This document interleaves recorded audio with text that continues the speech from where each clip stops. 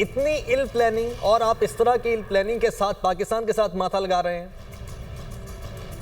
मेरे ख्याल में जिस तरीके से डेवलपमेंट्स हो रही है फॉर द लास्ट 7-8 डेज, मेरे ख्याल में इंडिया के लिए ये वाटर लू साबित हो रहा है। जिस तरह चीज़ें एक्सपोज हो रही हैं और जिस तरीके से अभी जो रिपोर्ट ये अभी जो लीक हुई है जो है, this is the top secret है, सेंसिटिव, मोस्ट सेंसिटिव इंफॉर्मेशन इसमें थी।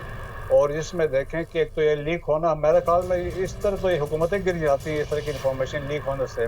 इसमें तो चीज़ें एस्टेब्लिश हुई कि गवर्नमेंट ऑफ इंडिया ने ये सारा कंसीव किया and was being executed through raw वाले कर रहे थे। उसमें उन्होंने कंसेप्ट एक किया था, जिस कंसेप्ट को उन्होंने फॉलो करना था, जिसमें उन्होंने एक ऑप्शन वन का इट वाज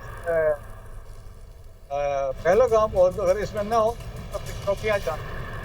इन हालात में एंटी देखें कि एंटी इस्लाम कंसेप्ट था, हिंदुओं को मारना था, उसको जो अभी हम बात कर रहे थे फॉल्स फ्लैग ऑपरेशन के बाद जो सिचुएशन बनी और ख़ासतौर पर जो आज डॉक्यूमेंट सामने आई हैं, ये जो एक पूरी फाइल सामने आई है जिसमें इतनी इल प्लानिंग और 36 घंटे में आईएसआई पे इल्ज़ाम लगाना है, लेकिन वो अगले ही चंद घंटों में क्या चंद मिनटों में जो वहाँ का मीडिया है वो इल्ज़ाम तराशी शुरू कर देता है। कैसे एनालाइज करेंगे? जी हाँ, देखें मेरे ख्याल में बड़े तहलका फेस है, सेंसेशनल रिपोर्ट है। और मेरे ख्याल में जो ये लीक हुआ है, इट इज, हम कह सकते हैं इट इज ए फेलियर है एट हाईएस्ट लेवल में। इसमें तो मेरे ख्याल में जब अहाता करें इसमें रिपोर्ट में जो कुछ लिखा हुआ है, तो इससे ये गवर्नमेंट भी गिर सकती है अगर अपोजिशन इस पर स्टैंड ले ले। अभी आप देखें कि इसमें ये कंफर्म हुआ, इस गवर्नमेंट ऑफ इंडिया ने इस ऑपरेशन, इस फॉल्स फ्लैग ऑपरेशन को अप्रूव किया, रॉ ने इसको एग्जीक्यूट किया। और पहला ऑप्शन वन में इट वाज पहलगाम, और उन्होंने कहा अगर वहां पर ना हो तो शोपियां हम जाएंगे।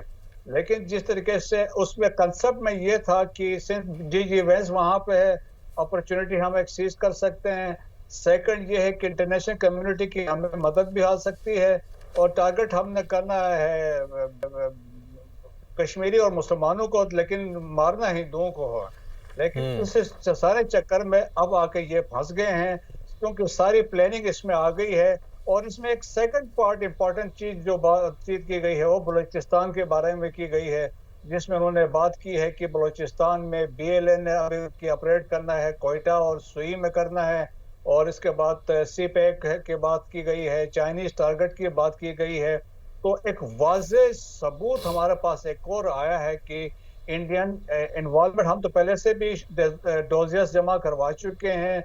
2 दिन पहले डीजी आईएसपीआर ने भी अब्दुल मजीद के बारे में जो चीजें बताई थी, उससे पहले भी जौहर टाउन ब्लास्ट हुआ था, उसमें भी हमारे पास डिटेल्स थी। और इससे हम अब तक तकरीबन टोटल 5 डोजियर्स दे चुके हैं। जी हाँ, 5 dossier, first was in 2009 and last was in 2020। और अब हमारे पास इतनी एविडेंस जमा हो चुकी है, हम इसको दोबारा एक डोजियर बना के यूनाइटेड नेशन सिक्योरिटी काउंसिल में भी पेश कर सकते हैं। और अब तो हमारे पास इतना जबरदस्त एविडेंस आया है, ये रिपोर्ट आई है, और इसके बाद जो बाकी लोगों के जो क्लेम्स आए हैं, उसके बाद मेरे ख्याल में अब इंडिया के पास तो, अब तो मैं कहता हूं कि international community to hold India accountable for terrorism not only inside Pakistan but across the globe। जब ट्रांसनेशनल रिप्रेशन की बात होती है कनाडा में या यूएसए में या यूनाइटेड किंगडम में, पाकिस्तान के अंदर भी जो परमजीत सिंह पंजवर था उसको इंडिया ने मरवाया। और 22 कश्मीरियों की जो असैसिनेशन पाकिस्तान में हुई, गार्डियन ने एक डिटेल स्टोरी कैरी की है। सो इंडिया आप देखें कि बिलाशुबा पिछले 8-9 दिन में एक शिकंजे में आ गया है। अब वो इससे निकल नहीं सकता है कि वो दहशतगर्दी का लीडिंग कंट्री है, एपिक सेंटर है, और टेररिज्म को एक्सपोर्ट कर रहा है।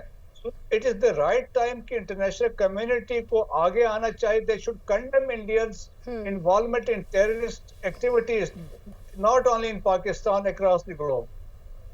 बिल्कुल।